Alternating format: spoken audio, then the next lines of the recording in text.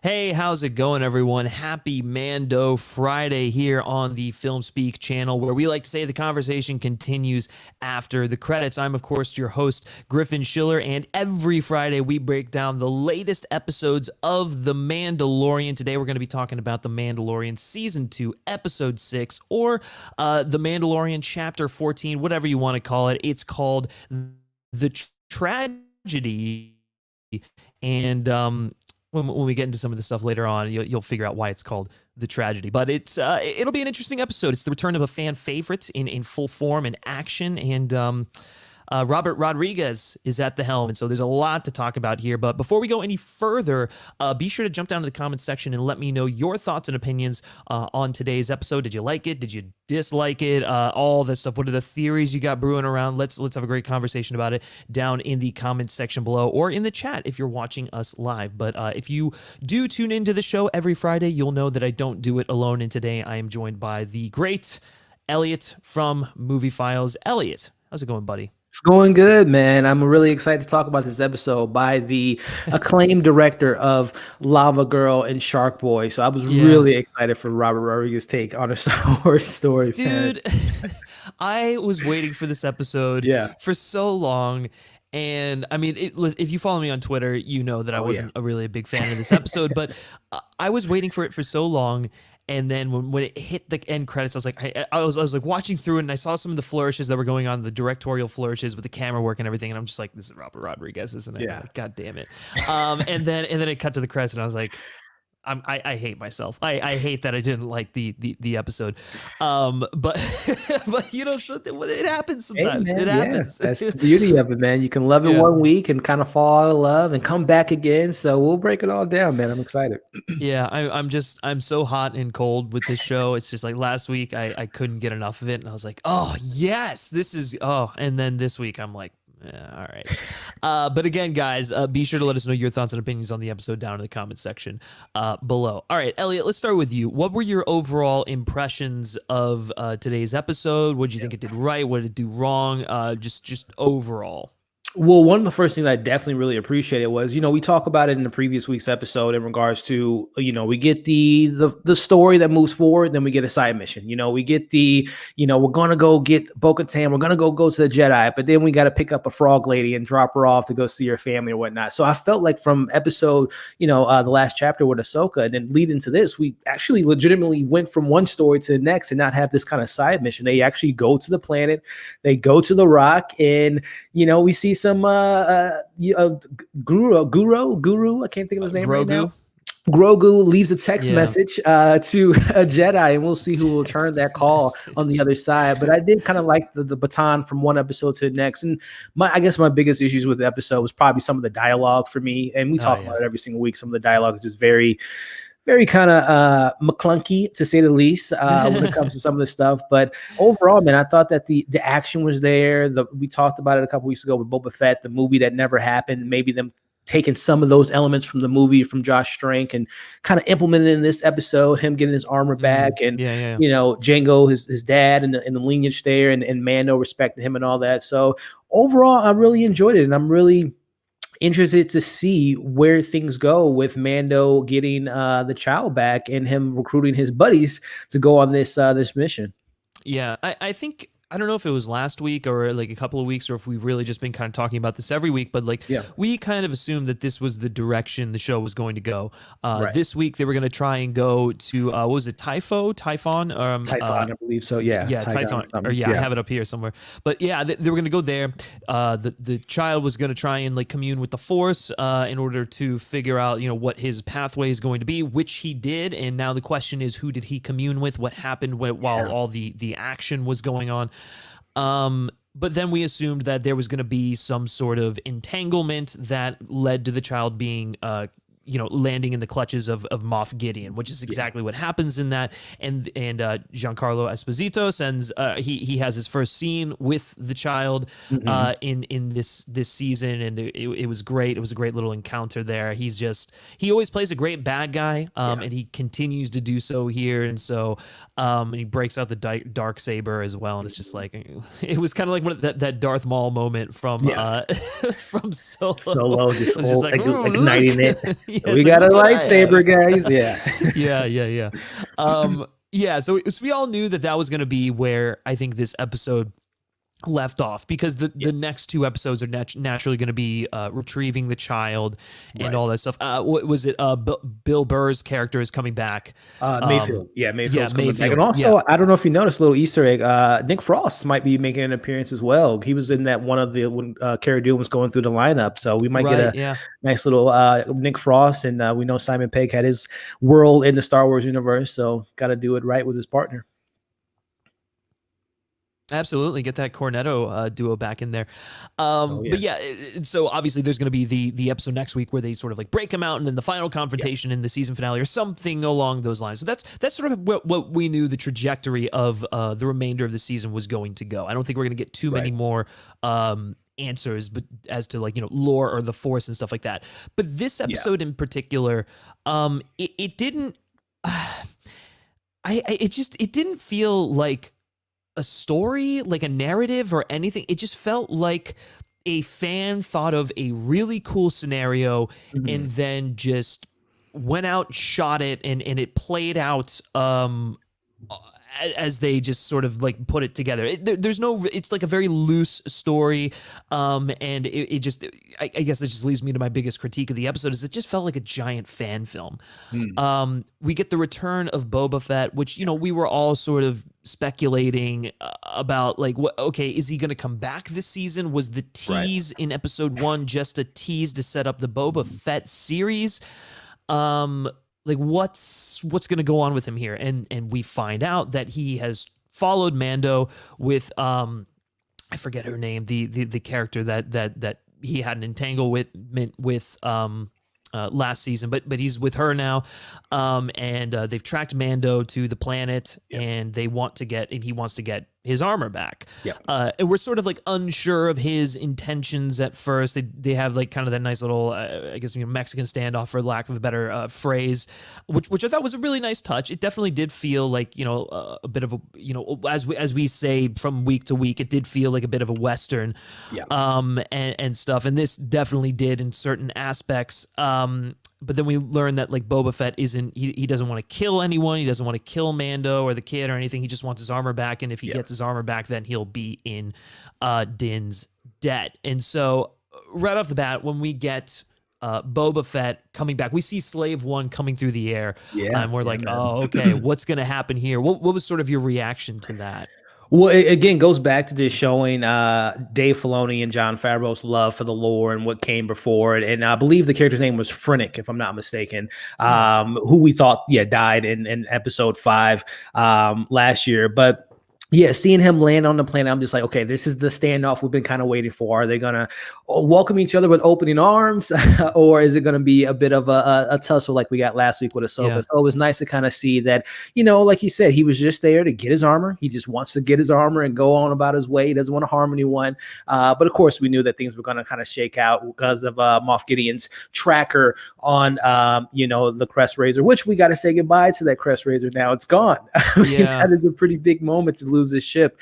But, dude, it's like every single time he gets it fixed, it's finally done. I mean, at least he can now just get rid of it, get a new ship. I mean, that was on his last day, so maybe he'll get an upgrade, pimp his ride, and get a new whip. But no, it was really cool to see Boba Fett coming back and finally get him in the mix. And again, the whole rumors of him getting his own spin-off series, which I don't know what you do with a show like that, and him and Finnick have their own missions or whatnot. I don't know if that character has, to me at least, doesn't have that much meat on the bone to kind of justify an entire series, but definitely kind of fits within this world. But again, it was nice to see him make his return. And I was just kind of curious on why he never felt he can get the armor from Cobb. I don't know why he had to like wait to follow Mando through space to get his armor. He couldn't just take it from Cobb on the planet. I think part of it might have been he didn't necessarily know who had it, or maybe that he trusted Din because he was a Mandalorian. He could connect with him and could be like, you understand the value of this armor, so let me have it back or whatever. Right. But it felt like he was tracking Mando ever since that first encounter with Fennec, and then he tracked him to. It's sort of like the Gollum thing in Lord of the Rings, right? He's just sort of like following them until he knows until it's like the opportune moment to get what he wants, and it just seemed like this was that Right. this was that moment. And so yeah, we get Temuera Morrison, we hear him talking and everything and telling his story, and I'm gonna be honest, I thought, again, I have issues with the length of some of these episodes, and I think this episode is another instance 33 of minutes, man. Yeah. not that it was like it was like fine. It was a fine 33 minutes, but like, I felt like, again, had the episode been longer, dude, we could have had an opportunity to just get acclimated with Boba Fett. Like, we didn't.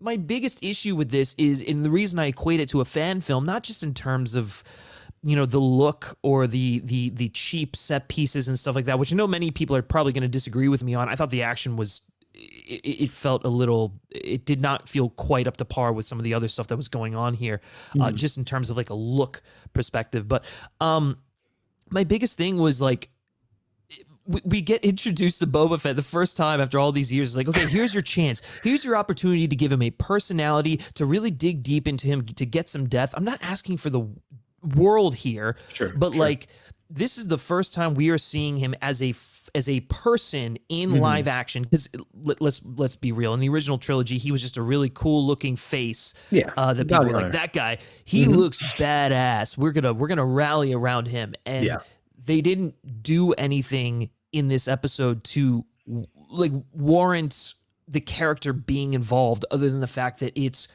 Boba Fett, and it's like, oh, cool. You want to see Boba Fett finally kick ass in that armor? You want to see Mando take a ride in Slave One?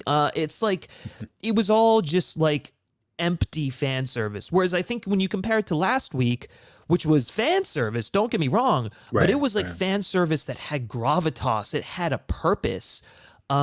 It felt warranted and necessary, and it enhanced all of the characters. This, it was like, yeah, we get to see Boba Fett kick some ass, but it's like, the only thing that I know about him is that he spent some time in Tatooine. He knows how to fight like the Sand People. He's become acclimated with the culture there. It's like, and those are really cool touches, but it's like, who is Boba Fett? Like, can we learn? Like, it is just, I don't know if I'm making any sense or if I'm just like complaining for the sake of complaining, but like, it was just a really underwhelming introduction to this guy that we have, that people are like hyping up for years. It's like, this is the chance. This is your time to finally cement Boba Fett as a person, and they haven't been able to do so. And I say that as someone who watched the Clone Wars and was, okay with what they did with Boba Fett in that show. I thought it was fine. He wasn't in it a whole lot, but what they did with him was good. This, it just felt like he was shoot in there, I can see where you're coming from. I guess for me, from my perspective, again, and knowing that, they're going to bring in these kind of popular characters or characters we've seen from the past, or even kind of, I don't want to say course correct, but again, like you said, the last time in a live action format that we've seen him, he kind of went out kind of in a whimper way, but now kind of catching up to speed with him, knowing that he, number one, I guess you can never do a good thing for anyone in the Star Wars universe, like as a favor, like knowing that he saved a Frinx character and kind of, she owes him now, but now he has this kind of bondship with this character, but also just knowing the fact that, he has this kind of code that he kind of goes by. Again, he could have easily, probably, well, not easily, but he could have, attempted to assassinate Mando, or again, they kind of allude to the sniper being on the child. But I think we get a little character to moments. It's not as fleshed out as Ahsoka or Bo-Katan, but again, I think that kind of, for the best or for the worst, this kind of leaves the audience maybe saying, okay, well, the moment that we get in this episode, maybe we'll get that in his series, or we'll get that in a follow-up episode from the character, from as far as the backstory goes. Yeah, and that's the other thing is, again, as we've been saying in every single week with this, I feel like every episode is just a backdoor pilot, setting up something else. Yeah, it just feels like, hey, we're going to introduce this other character that you all love because you're going to love it. And if you want to catch more of them, you can catch them in the Boba Fett show that we're currently shooting right now. Right. And like, I think in some of the cases it works, but in this one, it's not doing anything to like necessitate the character really being there. And I mean, I'll say this as someone who watched the Clone Wars, and like what you mentioned about him saving Fennec a little bit, there is like a through line, if you want to call it that, to Boba Fett's character, of him because he grew up as basically an only child and a clone. And he didn't have brothers around him as opposed to the other clones that were altered, that fought in the war. They had like a camaraderie or anything.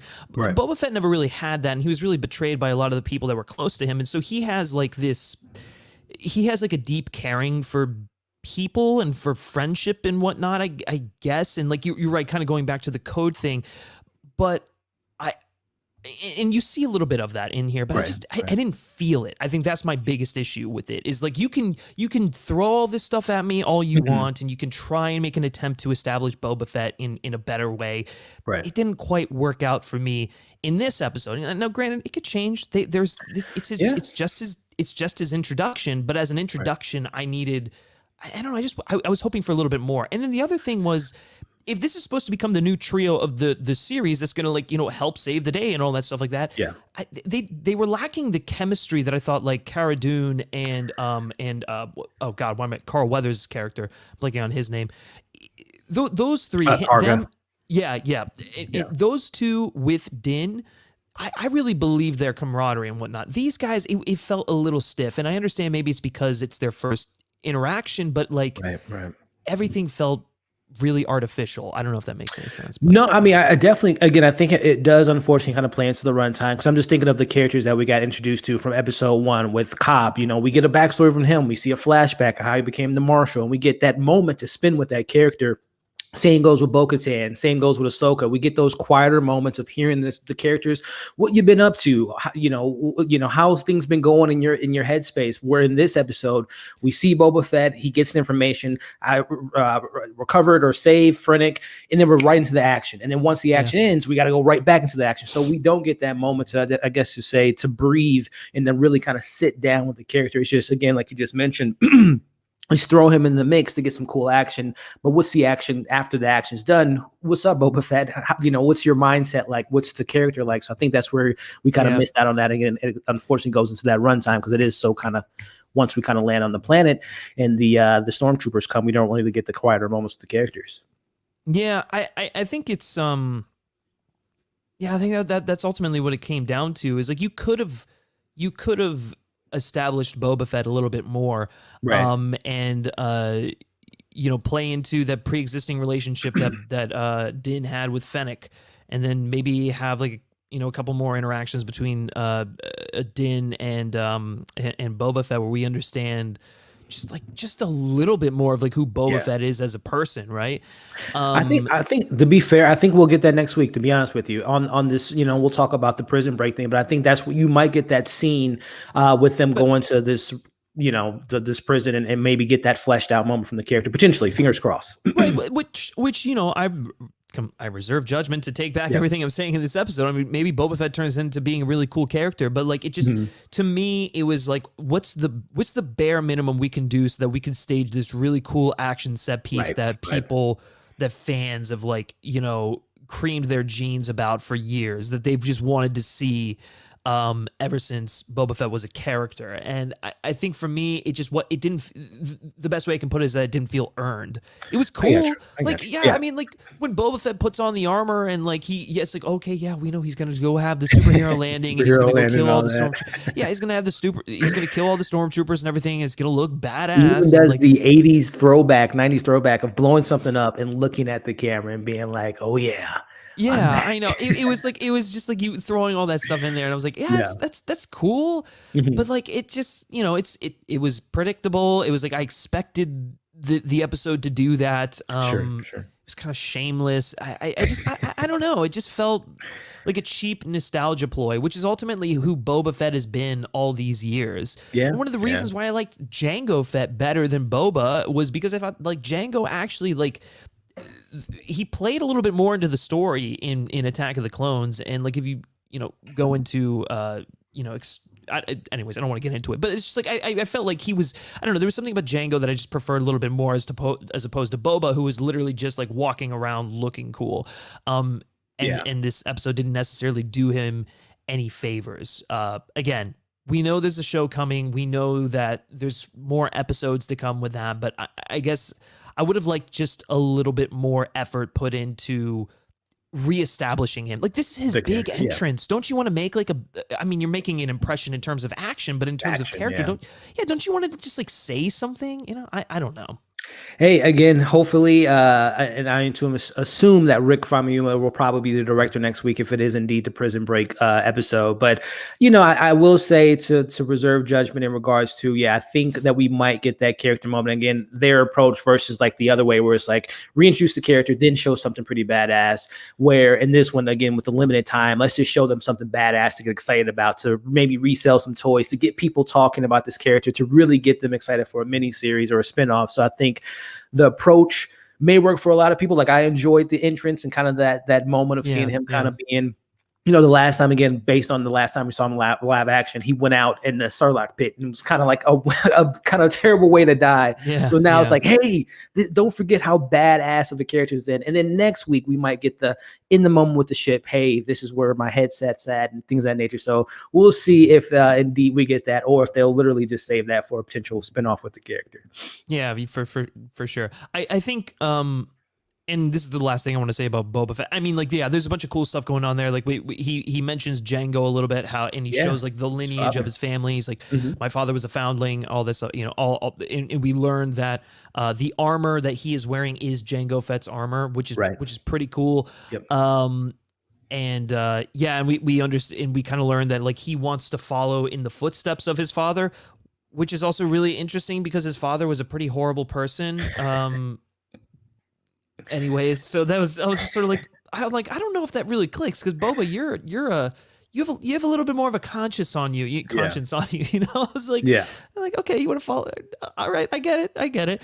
And I do like the fact that they sort of touch on the fact that Din's like loyalty, that his beliefs or his religion, like sort of like prevented him from warming up to Boba and like giving over the armor to him immediately. It was one of those things where it's like he had to earn the respect in combat or whatever, which he definitely does. And that's actually where I wanted to go with this. Is I thought like what we learned from Boba from an action standpoint is good. Like, it's I get nice little bits and pieces, and I think it's a very solid physical performance from Temuera Morrison, who I really can't wait to see more of him. But I will say, I feel like the narrative beats and the scripting, it didn't quite thread the needle as well as it could have, had there been a little bit more character mixed with the action stuff.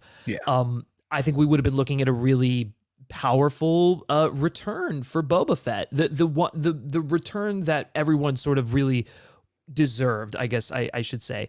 But it didn't quite come together the way that it should have, and that's why I say it came across as just like a fan film. But let's move away from Boba Fett. Let's talk about the action itself. Robert Rodriguez's direction. Elliott, let's start with you. What did you sort of make of it all? Did you really dig his style? I really enjoyed as far as what the action kind of how it played out. So everyone playing to their strength, whether it be Mando and his, you know, how he kind of maneuvers things, whether it be, Frennick being a sniper, you know, you see Boba using his hand-to-hand combat with his staff or his spear, and also him being in his suit. So I thought that it played into the strengths of the characters. The staging of the actual moments and the actual shots were a little kind of weird to me. It reminded me a lot of like Robert Rodriguez, how he kind of frames things like Machete, or frames things from like Sin City, the way he kind of like tilts the camera. Like, that stuff to me was a little kind of jarring in regards to the action compared to a Bryce Dallas Howard or a Jon Favreau or even a Dave Filoni. So the actual shots were a little weird, but I thought, within those moments, again, seeing stormtroopers, coming at them and them coming together to take them out was really kind of entertaining and fun for me. But again, I would say that the actual shot selections of the action was just a little too Robert Rodriguez for me, and not enough kind of Desperado, maybe even Alita kind of action set pieces, more so like Lava Girl and Shark Boy type of shot frame and Machete type of pacing within his action and his scenes. Yeah, that's a good way of putting it. I thought you could definitely tell it was Robert Rodriguez. I think I was expecting more of like the gritty early days Robert Rodriguez, but this is definitely more of his current days right now. But Yeah, I Yeah. some of some of the way the action was staged was interesting. I think it comes down to the fact that it just felt like it was shot on like just like a hillside in Southern California is really, and which is Pretty another reason much. why I'm Yeah. just like, okay, this makes me feel like I'm watching a fan film. Like the location was a little weird. The stormtroopers Mhm. just looked a little too clean and cheap looking, and like it was, yeah, this is a people are probably going to give me shit for this. It felt like I was watching an episode of Power Rangers. Like even with Even like this, like the setup of the Baby Yoda getting this, or I should say the child, yeah, that right. the rock setup looked like a Power Ranger type of setup for sure. Yeah, and then even with some of the shots with like Boba doing his stuff with the staff, I'm like, yeah, that feels like something I've seen in Power Morphing Rangers time. before. Yeah. Yeah, right. I was waiting for it was that was the most annoying thing to me was in terms of the action. I was like, Now that there's you some nice mention it, Boba Fett kind of did look like Zordon a little bit when he was not dude, in his tank. right? Dude, right? Oh my god, I hate that I thought it would look like that, but Aye, aye, aye, um Rangers. That's all we were missing. yeah, no, but yeah, and the stuff with like Fennec on the hillside and like rolling Yeah. the rock down, and the one dude who's just like, no, I'm gonna blow up this rock, and it's just like, dude, you're not going to. We've seen this. Like, we know you're gonna die, and I don't know. The action was like, it was fun, it was entertaining. It like kept the pacing of the episode moving. Right. I think maybe some better lighting, just like shot selection and whatnot would have enhanced it a little bit more. But the thing I will say and give props to Robert Rodriguez is you could tell that he was behind the camera, and I don't think you can necessarily always tell when one of these directors is behind the camera. Like, we know that Bryce Dallas Howard kills it. And we know that Carl Weathers did a great job, but like just watching that episode, I wouldn't be able to go, oh yeah, that's a Carl Weathers episode, or like, oh yeah, that's a Bryce Dallas Howard episode. Watching this one, I could definitely like, I was like, yeah, the action is it's got that Robert Rodriguez flair to it, which is, good for him. Like I'm glad that he was able to play in this sandbox, and maybe he'll direct Literally more. a sandbox. That's where we were in a planet of sand. So yeah, and rocks. That is true. It was very much a sandbox this episode, but yeah, the action was fine. Yeah. But it wasn't any. I think we've seen better in previous episodes. I agree. Like episode 4, episode 3, really really solid stuff. But yeah. Anyways, but let's move on to the Baby Yoda stuff, because that's the everyone was like, oh my god, my heart, Baby Yoda got taken by Moff Gideon. When it, when it happened, I'm like, guys, we saw this coming. How do you think all that stuff played out? Were you satisfied with it? Yeah, I mean the connection again from the child and Mando, even from the very beginning of the episode again, which this may even allude to, again, we talked about it even last week in regards to maybe Mando taking him under his wing as he's done these last 2 seasons, but actually maybe training him. He literally says, you're special and I can't train you, maybe foreshadowing to him, maybe switching that up in future seasons. But seeing they have that bond, and in the moment where his the crest raider is blown up and he picks up the little ball, and he has his Beskar spear there. I think that Mando and the child will, I think, train together. I think he's going to have a hybrid nature of training from a Jedi who we can speculate who we think that Jedi who picked up that beacon call or picked up that force signal, who's going to come up maybe in the finale. And literally I can see that being the finale shot is like whoever that is. They're going to pan the camera and it's like, I'm here for the child. And, Luke Skywalker, it may be Sebastian Stan, we'll see. But I thought the stuff with, the child on the ship was pretty great stuff, man, in regards to seeing him using the Force. As Ahsoka mentioned last week, I can't train him because of his connection to Mando. And we see that him in even Moff Gideon allowed him to take out these stormtroopers for he can embrace the dark side. So when Mando inevitably gets the child back, he might be hard and he may be different. He may be on more of the dark side than he is the light side. So I think it'll be really interesting to see that dynamic when they meet up again, what the child's mindset will be after being captive of Moff Gideon. I think that was the thing that we were definitely talking about that last week, is that this kid has seen a lot. He was around during the fall of the Republic. He saw the Jedi get slaughtered and was evacuated from the city and everything. And he's been living a pretty hardened life up until when he met Din.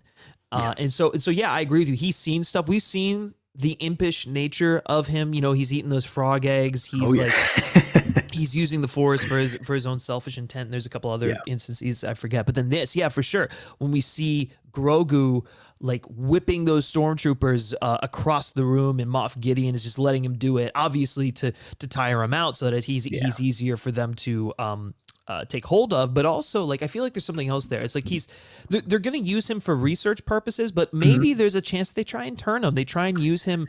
They try and make him a weapon. Who knows? I mean, I think it's certainly possible, but it is. You're right. We do.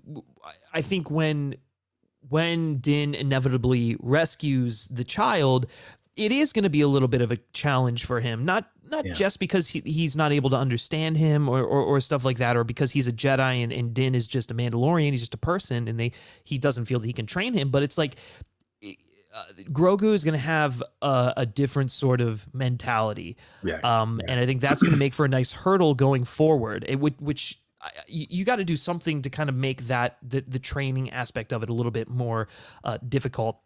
And I think part of it, like we were saying, is going to come from Grogu, but then part of it's going to be on Din's shoulders. He's going to be a little reluctant to want to train the child. I mean, we see it a little bit in here where he's like, he gets a little bit of excitement when he's like helping him with the ball and stuff like that. But he's like, I can't do this. I'm not the guy to do. I don't know how to do these cool tricks and stuff like that. And I think a big hurdle for him is going to be that he's going to learn that sometimes, like, teachers and mentors come from the unlikeliest places. And just because that he's able to use the Force doesn't mean you can't teach him anything.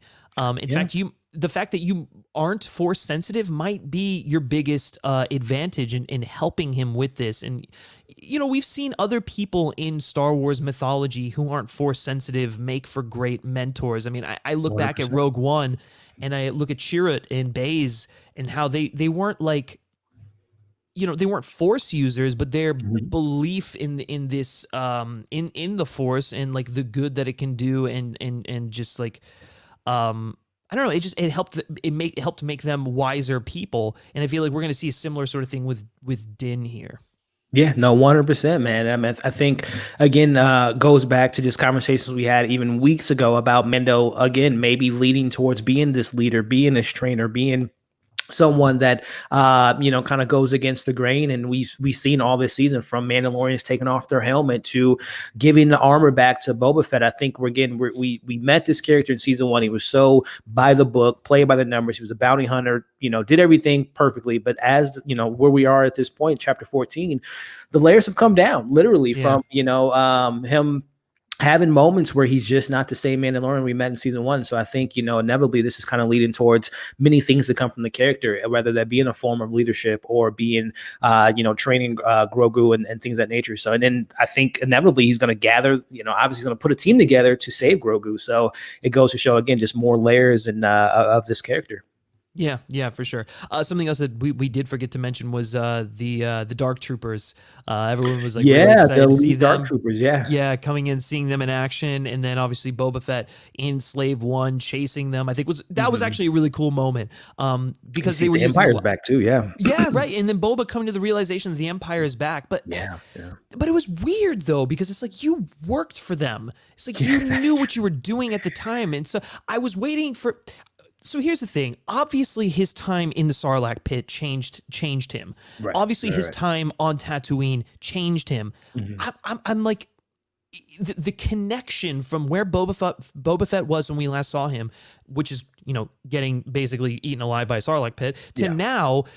There needs to be something more in there, because you're right when he's like, the Empire is back, and you can see like this weird sort of feeling go through him, this dread almost. It's like, dude, you worked for them. Right. Like you were part of the problem. Why are you reacting this way? So there's little pieces like that where you can like surmise certain things, but I also feel like we need to properly understand how his outlook has changed as a result of where he's been. You know what I'm saying? Yeah. I mean, and not only him, but, whether it be Krennic, whether it be Cara Dune, I mean, they've worked for we assume they've done hires for the Empire, and they've worked for them as well. So yeah, to see that switch in the character will be interesting to see. And I think, with them having their history with Empire will probably benefit them in saving Grogu. But yeah, that is kind of, like you just mentioned with that moment with the character, again, just kind of, you wish you would have had more moments of him realizing that the Empire is back. But, maybe we'll get that again, hopefully next week, or again, in this inevitable spinoff series. Yeah. But going back to the Slave One thing, I did enjoy how they used the same effects from episode 2 in that great chase where Jango and Boba are chasing Obi-Wan and through the asteroid field. There was a little bit of a callback to that. Obviously, there was a callback to the line from Jango, which is just like, I'm just a simple man trying to make my way through the universe. And then like Boba said a similar thing. So there was like some nice little, fan servicey callback moments that. But But yeah, I mean, like I'll be interested to see how Boba and Fennec sort of tie into the larger picture here, and then what's going to happen between Baby Yoda and Moff Gideon, because I assume while they're trying to break Baby Yoda out and they're trying to come up with this plan, we're going to get some interactions between Moff Gideon and the child, and we're probably going to learn a little bit more about Gideon's overall plan, whether he answers to Thrawn, stuff like that. There's a lot of things that are still in play here that'll make for what hopefully should be an interesting penultimate and then season finale for season 2. But I also think that what this season has done a good job of doing so far is that the story still has a long way to go overall. Like in season 3, there's still a lot more that's going to have to happen, and with Ahsoka, and then obviously with Thrawn and stuff like that. So I'll be really curious to see what happens. But Elliott, any final thoughts here before we start to wrap this up?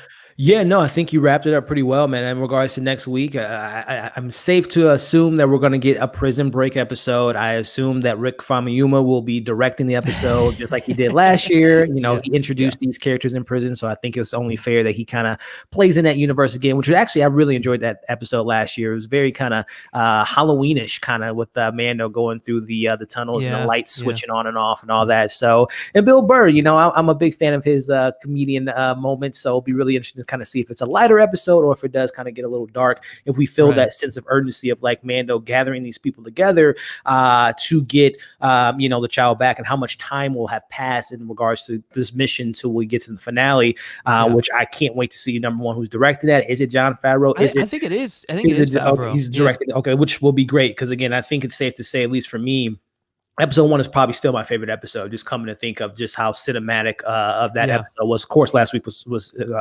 awesome with Ahsoka, but yeah, having him finish up the season would be great. But yeah, man, I think we can expect to see, hopefully, who that Jedi might be. If not next week, then definitely the finale, and seeing if Grogu is going to be on the dark side, man, and how Gideon's going to use him and maybe turn him.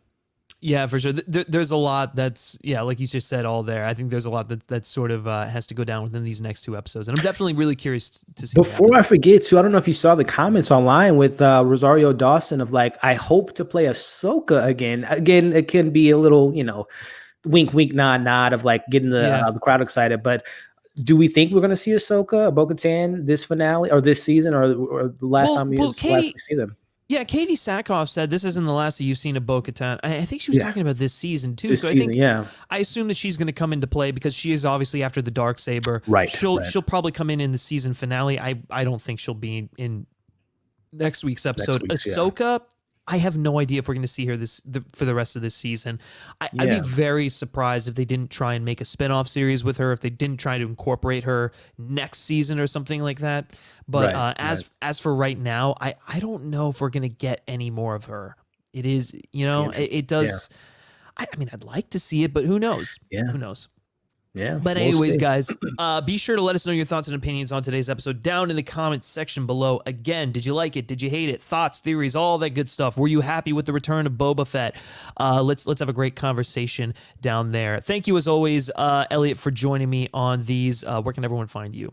Yeah, man, this is always fun. I love talking Mando with you every week, man. And thank you for everyone that tuned in today. But yeah, guys, you can find me here on YouTube at Movie Files, talking about shows like this, other movies, and then also on social media at Movie Files Live on Twitter and Movie Files on Instagram. Yeah, go definitely give him a follow. Doing great stuff over there as always. If you haven't done so already, be sure to give this video a like. Come on, let's get the likes up here, and then share with your Mandalorian loving friends, and then subscribe to the FilmSpeak channel so you don't miss out on the rest of our Mandalorian recaps and reviews, along with movie reviews, TV reviews, interviews, video essays, a whole bunch of great stuff. We like to say the conversation continues after the credits here, and of course, we'd love to have you be a part of that conversation. You can always like FilmSpeak on Facebook, follow us on Twitter. Just search FilmSpeak, and if you like me specifically and you like what I have to say, you can give me a follow on Twitter at Griff Schiller. All right, guys, thank you all so much for tuning into this review, and we will catch you back here next week for the penultimate. Take care.